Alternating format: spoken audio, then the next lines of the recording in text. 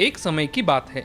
रामपुर नाम के गांव में एक मजदूर रवि अपनी पत्नी शारदा और 2 बच्चों के साथ रहता था। उसके बच्चों का नाम था साइली और सारंग। रवि बहुत ही गरीब इंसान था। वो हर दिन मजदूरी करने लोगों के खेतों में जाता था और बहुत मेहनत करके कुछ ना कुछ कमा लाता, जिससे उसका घर चलता था।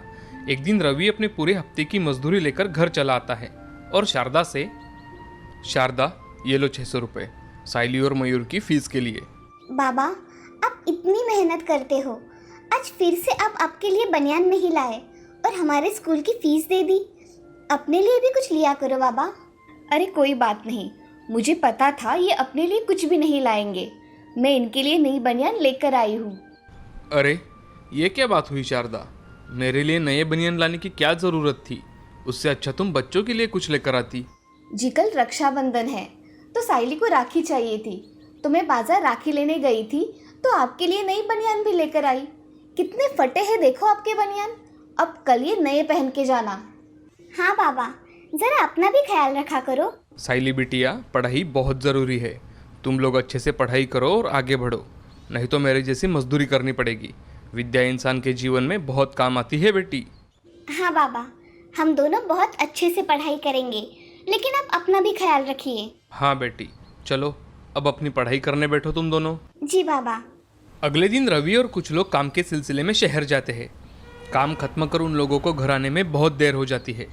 रवि और उसके साथी रास्ते से घर लौट ही रहे थे, तभी उन्हें रास्ते में एक औरत की चिल्लाने की आवाज़ आती है। रवि और उनके साथी उस आवाज़ की ओर दौड़ कर जाते हैं और देखते हैं तो 2-3 गुंडे एक कार को घेरकर एक औरत के साथ ज़बरदस्ती करने की कोशिश कर रहे थे।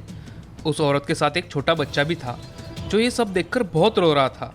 रवि जल्द ही दौड़कर उन गुंडों के पास जाता है और उन्हें मारने लगता है। वो 3 बदमाश बाकी लोगों को उनकी ओर आते देख वहां से दुम दबाकर भाग जाते हैं। बहन जी, आप इतनी रात गए इस सुनसान रास्ते पर क्या कर रही थी? यहाँ रात के समय हमेशा खतरा रहता है, क्या आपको पता नहीं? और आपके साथ कोई बड़ा आदमी भी नहीं है। यहाँ अक्सर चोर उचक्कों का खतरा रहता है। अच्छा हुआ हमें शहर से आने में देर हो गई और आप हमें दिखाई दी, नहीं तो क्या होता भगवान जाने। चलो आप मेरे घर चलो, यहाँ इतनी रात से सफ़र करना अच्छा नहीं है। भाई साहब, मैं शहर में रहती हूँ। मेरा नाम कल्पना है। मेरे पति बहुत बीमार है, इसीलिए मैं आज यहाँ ज़मीन के काम के सिलसिले में आई थी।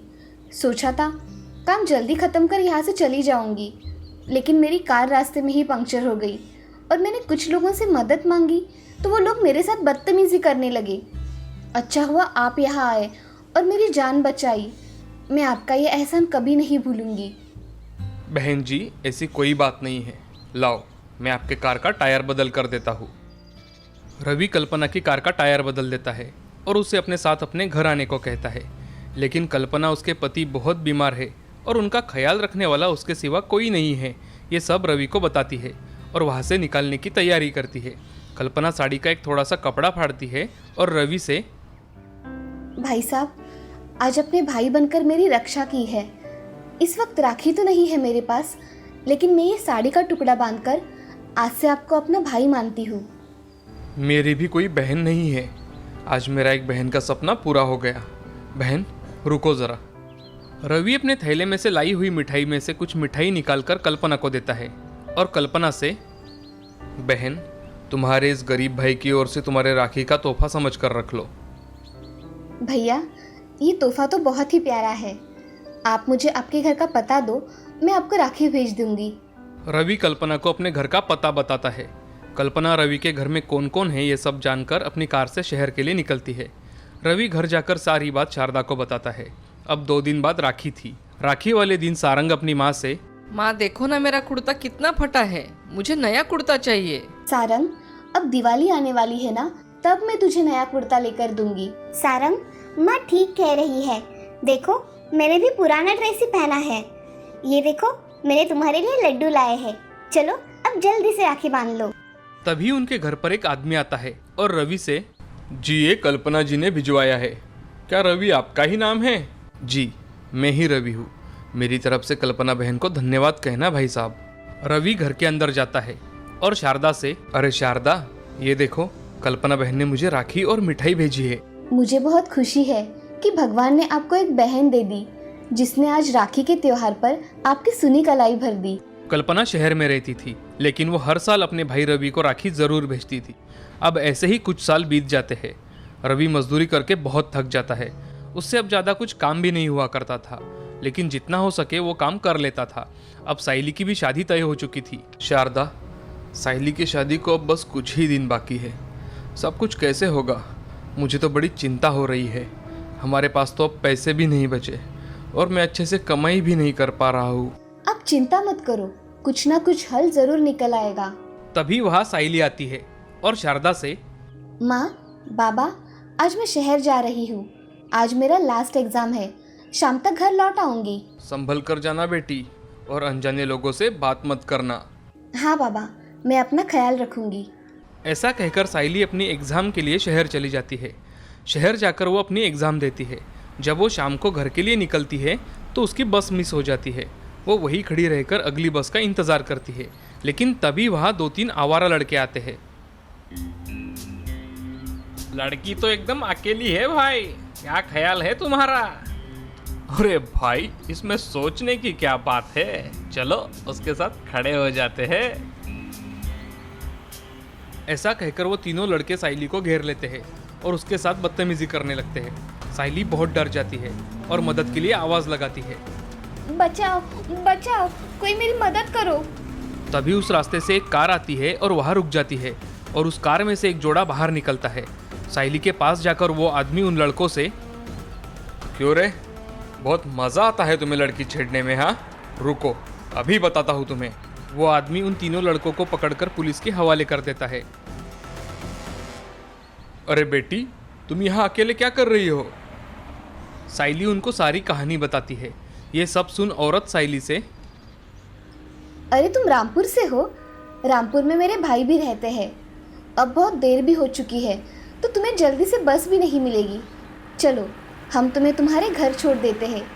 उसी बहाने मैं मेरे भाई से भी मिल लूँगी। दोनों साइली को कार में बिठाकर रामपुर की ओर निकल जाते हैं। इधर घर पर रवि और शारदा भी बहुत परेशान थे कि साइली अभी तक घर पर क्यों नहीं आई। दोनों घर के बाहर खड़े रहकर साइली का इंतजार ही कर रहे थे तो उनके घर के सामने एक कार आकर रुकी और साइली उस कार से नीचे उतरकर अपने माँ के गले लगी और रोने लगी। अरे क्या हुआ बेटी, तुम रो क्यों रही हो? शारदा साइली से कुछ पूछ ही रही थी, तभी कार में से एक औरत और आदमी बाहर आए। जैसे ही रवि की नज़र उस औरत पर गई तो रवि, अरे कल्पना बहन, आप अचानक यहाँ, और वो भी मेरी बेटी साइली के साथ? कल्पना भी रवि को देखकर बहुत खुश हुई और दोनों ने रवि को सारी घटी कहानी बताई। कल्पना बहन, आज आपने मेरी बेटी को सही सलामत मेरे घर लाकर मुझे आपका हमेशा के लिए ऋणी बना दिया है। भैया, तुमने मेरी मदद की थी, इसीलिए शायद भगवान ने मुझे साइली की मदद करने भेज दिया हो। चलो बहन, अंदर चलो। अब तुम 2 दिन अपने भाई के घर ही रहो। बहन, मैं तुम्हें खत भेजने ही वाला था कि कुछ ही दिनों में साइली की शादी है। अरे, ये तो बड़ी खुशी की बात है भैया। सभी लोग बातें करते हुए घर के अंदर जाते हैं। कल्पना और उसका पति 2 दिन तक रवि के घर रहते हैं और जाते वक्त कल्पना रवि से, रवि भैया, ये 1 लाख रुपए मैं साइली की शादी के लिए दे रही हूँ। मना मत करना भैया, मेरा इतना हक तो बनता ही है मेरी भतीजी पर। अरे बहन, इसकी कोई ज़रूरत नहीं, बस तुम सब लोग शादी में आ जाओ, इसमें ही मुझे बहुत खुशी मिलेगी। भैया, हम सब तो शादी में ज़रूर आएंगे, लेकिन ये मेरी तरफ से साइली के लिए है, ये आप रख लो। कल्पना साइली को गले लगाती है और शहर के लिए निकल जाती है। अब कुछ ही दिनों में साइली की शादी थी, जिसमें कल्पना और उसका परिवार शामिल होता है और बड़े धूमधाम से शादी होती है। आज इस शादी के दिन एक गरीब का रक्षाबंधन के दिन बना ये भाई बहन का रिश्ता और भी मजबूत होता है। एक छोटे गांव में प्रिया, मीरा, राधा नाम की 3 बहनें अपने माता पिता के साथ रहती थी। प्रिया और मीरा दिखने में बहुत खूबसूरत थी और राधा दिखने में साधारण थी। तीनों के अलग अलग विचार थे। उनमें से एक मीरा, जिसे स्कूल में जाना बिल्कुल अच्छा नहीं लगता था। मैगजीन पढ़ना और बड़े बड़े सपने देखना उसे पसंद था।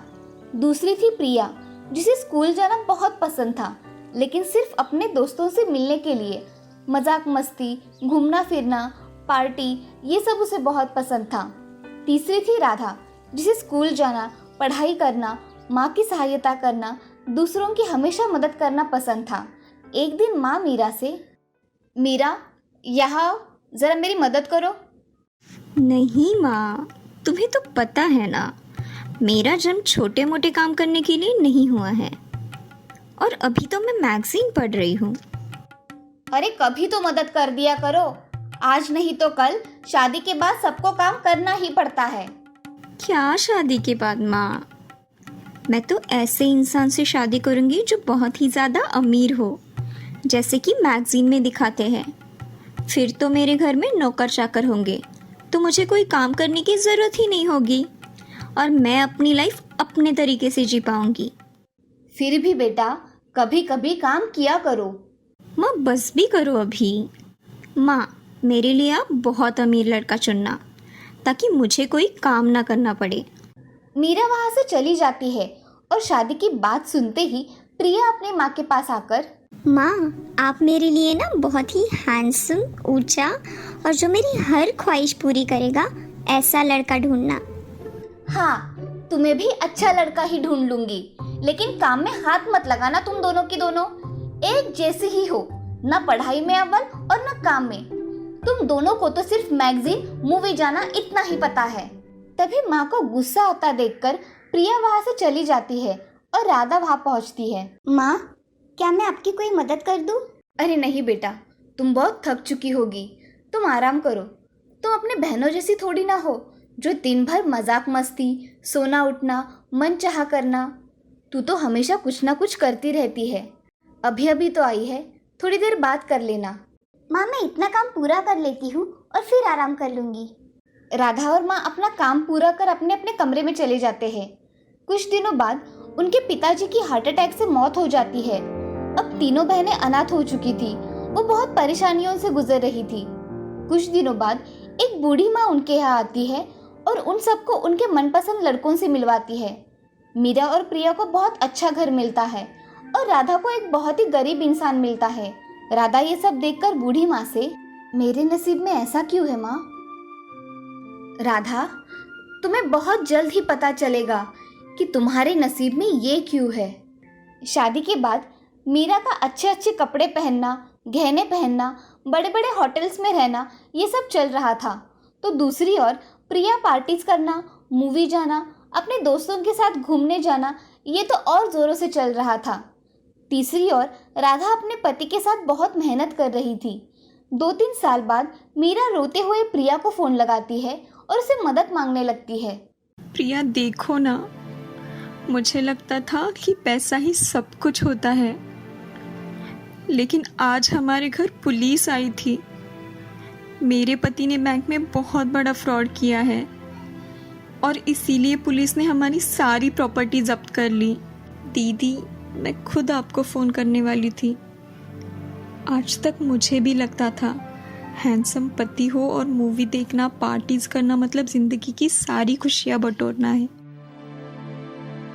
लेकिन ये सिर्फ शान और शौकत की चीज़ है।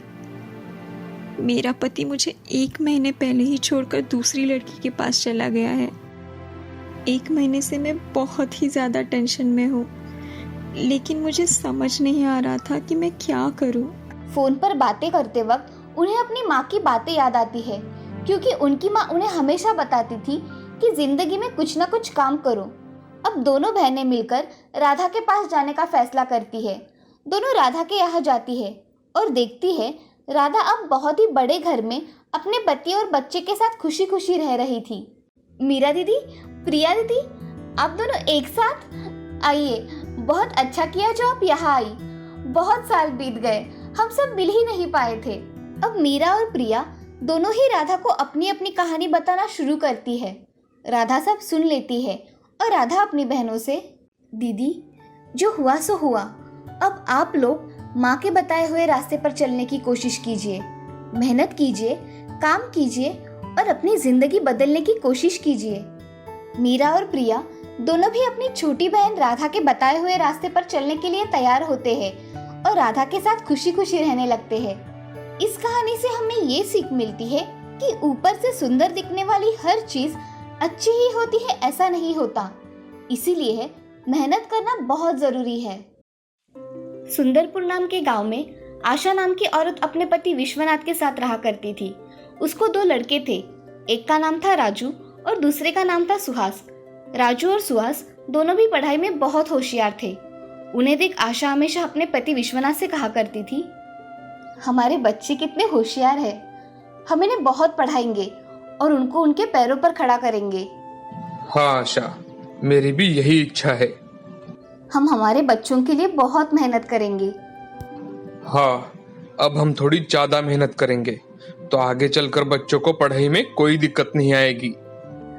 आशा और विश्वनाथ दोनों भी मजदूरी का काम किया करते थे। वो दिन भर कड़ी मेहनत करके रुपए कमाते थे। एक दिन सुहास, माँ, तुम्हारे पैर को क्या हुआ? अरे काम करते समय मेरा पैर फिसल गया और मैं गिर गई, इसीलिए थोड़ी सूजन है।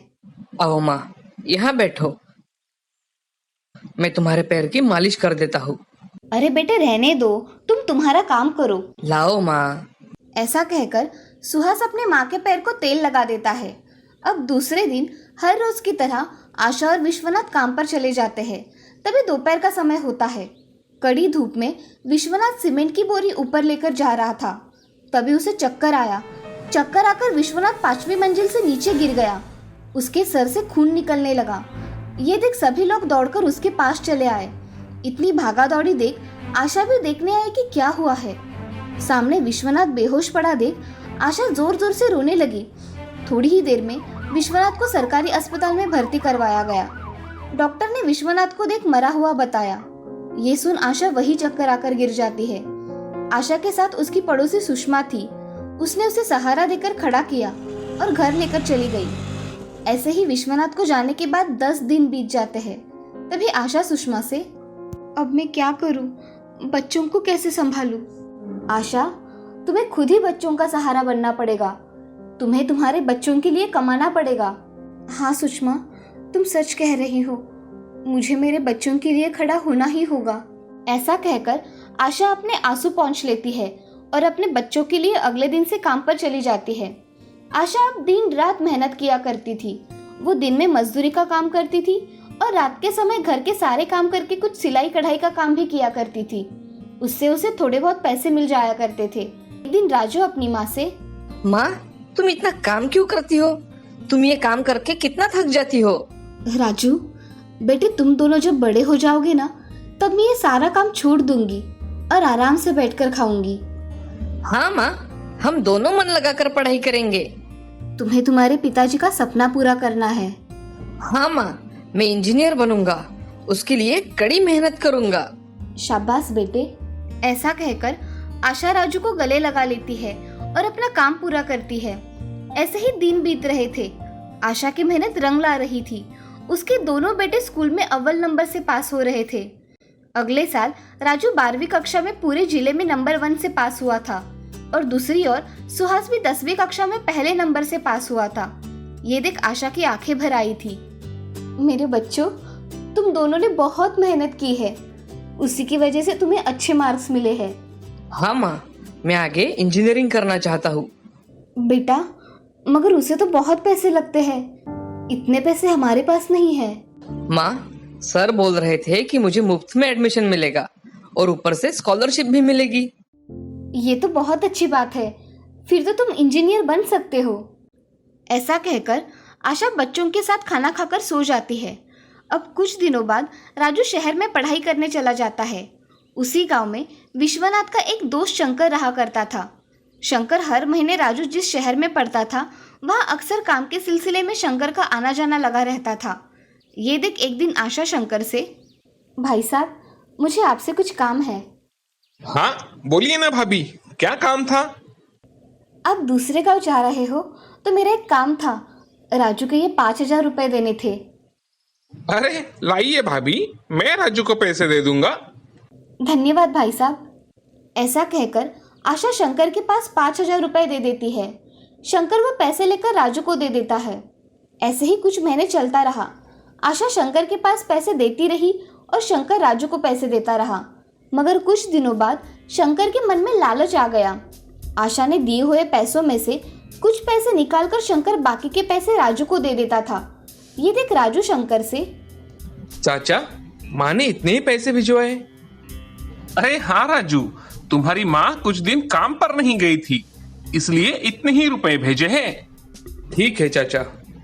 राजू जैसे तैसे उन पैसों में अपना गुजारा किया करता था। दिवाली की छुट्टियों में राजू घर पर आया तो उसे सारी सच्चाई मालूम पड़ गई।